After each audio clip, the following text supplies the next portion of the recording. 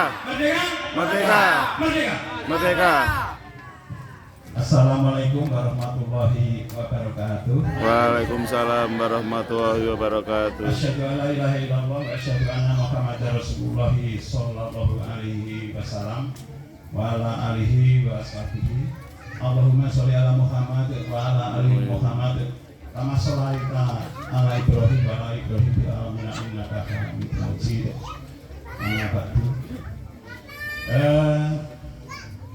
Bapak Ketua RT yang saya hormati, para sepuh bini sepuh yang saya hormati pula, ingkang satu bukina bekten, para bapak, para ibu, sedaya warga RT 03 RT 01 Pusat Kerajaan Banyuwangi ingkang Riklodangan dalu menika samya rawuh inggih menika Amengeti Somaharjo ategipun negari kita, negari Indonesia NKRI yang tercinta ingkang sampun jangkep 70 tahun. Yen pangapunten ing bilih mangke kirang kata tetes anggen kala matur menika dipun bedhok dipun lekodo adik-adik Pak Joko menyampaikan sejarah. Walaupun tadi sudah diawali dengan berbagai pesan pidato dari sambutan dari Bapak Ketua RT kita yang begitu panjang lebar dan pesan kepada kita semua. Demikian juga dari sesepuh Bapak Agus Priyono yang telah menyampaikan nasihatnya, ular-ularnya panjang lebar. Sudah bosan apa belum Bapak Ibu? Dereng nggih. Nggih. Kula segede ugi badhe ngrenani panggung saking adik-adik remaja kula kapurih ngaturaken sejarah perjuangan kemerdekaan negara kita. Walaupun seperti yang diaturkan oleh Bapak Agus Priyono tadi tidak menyaksikan sejarahnya, tidak menyaksikan bukan orang dalam artian menapa menika yukseni bagaimana perjuangan pendahulu, namun kita dengan belajar dari pendidikan atau hal-hal yang kita bisa terima akan bisa sampaikan beberapa hal yang kaitannya dengan sejarah perjuangan bangsa Indonesia sehingga sampai merdeka. Ini saya ngepek saja ini ya, karena orang ngepek nggak sasar susul nanti. Bismillahirrahmanirrahim. Sejarah singkat perjuangan bangsa Indonesia dalam mencapai kemerdekaan. Ini saya sampaikan secara global saja, ya secara global karena sudah banyak para pembicara yang terdahulu. Mungkin nanti masih ada acara-acara yang lain, hiburan maupun pembagian hadiah. Indonesia hampir tak pernah luput dari incaran bangsa asing. Sumber daya alam yang menjadi incaran mereka. Negeri kita negeri yang subur, makmur, kaya raya, sehingga orang-orang Barat kala itu untuk menghangatkan dirinya rame-rame berbondong-bondong untuk datang ke Indonesia. Awalnya berdagang. Awalnya berdagang, tapi endingnya bagaimana sejarahnya? Nah, kala itu bangsa Portugis di tahun 1059 berhasil menguasai wilayah Malaka, Ternate, dan Madura. Salah satu perlawanan yang dilakukan adalah dari Fatahillah dari Demak yang berhasil merebut Sunda Kelapa dari Portugis di tahun 1602. Sunda Kelapa, Batavia, Jakarta direbut oleh Fatahillah dari Demak. Pasukannya luar biasa zaman itu yang masih bersenjatakan keris, tombak, pedang yang belum begitu canggih dibanding dengan bangsa asing yang datang ke negeri kita. Setelah itu, datang lagi ini bangsa Belanda datang menjajah kita. Awalnya tadi saya aturkan berdagang dengan VOC-nya. VOC itu organisasi yang dipercaya oleh negara Belanda sehingga sampai di Indonesia ini bahkan mendirikan pemerintahan berkuasa di bumi Indonesia. Kita dijajah genap 350 tahun lamanya. Betapa menderitanya kala itu bangsa kita dibodohi, disiksa dalam membuat jalan kereta api maupun lain-lain. Bangsa kita disiksa, terus pokoknya main rekoso zaman kala itu. Dalam kurun waktu tersebut banyak perlawanan-perlawanan yang dilakukan bangsa Indonesia.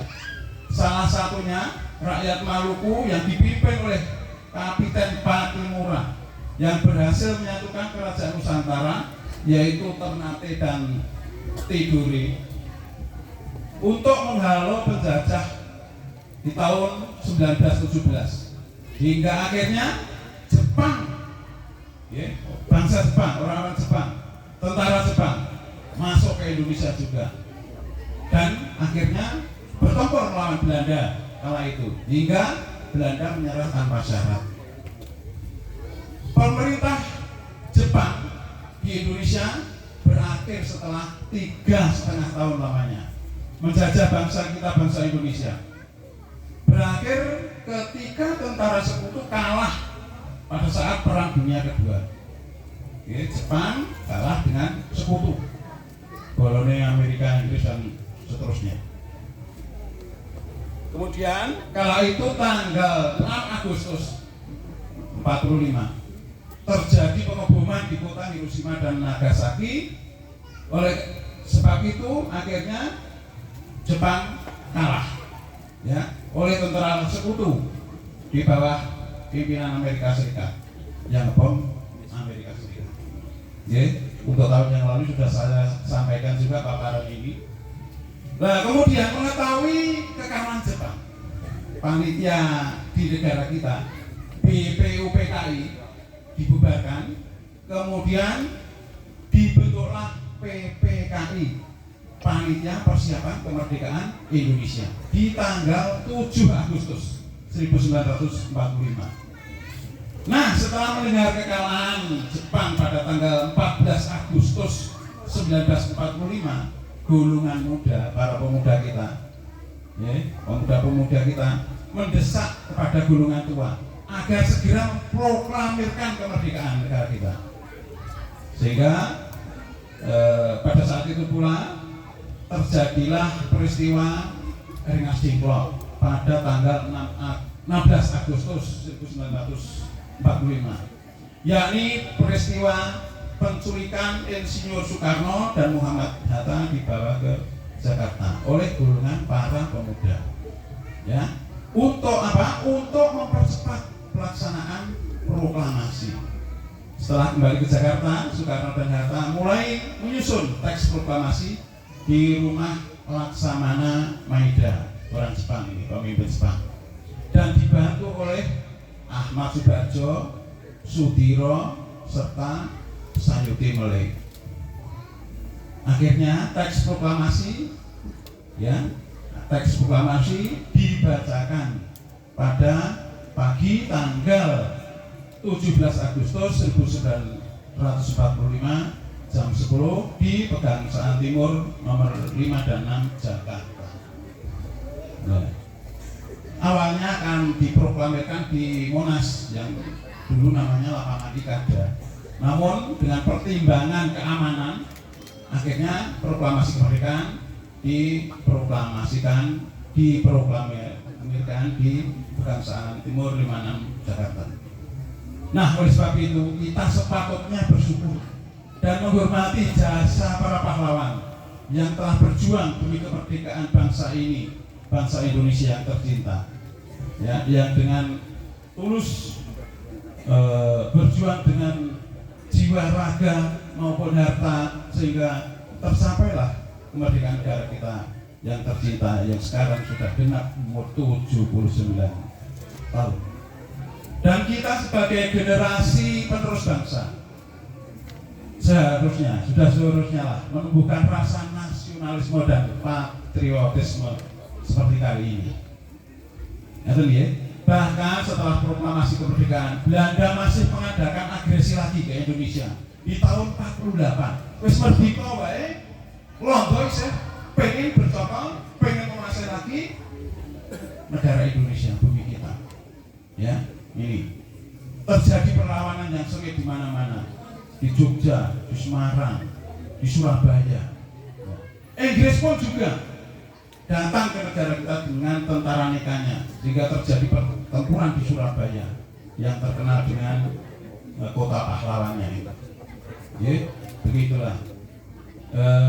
Jadi para pahlawan pendahulu kita telah rela berkorban dengan jiwa, raga, harta, nyawa demi kemerdekaan terbebas dari belenggu penjajah.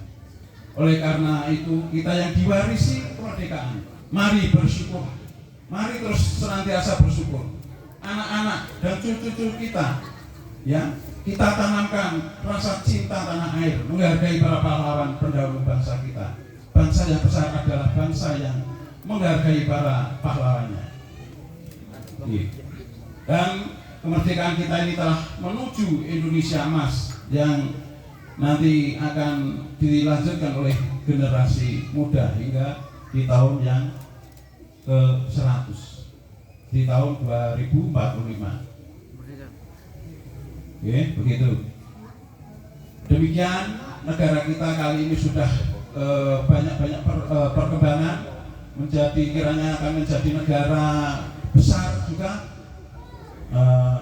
bahkan sudah masuk ke kelompok 10 negara besar, dan didambakan diharapkan nanti menjadi negara superpower yang keempat, ya, setelah India.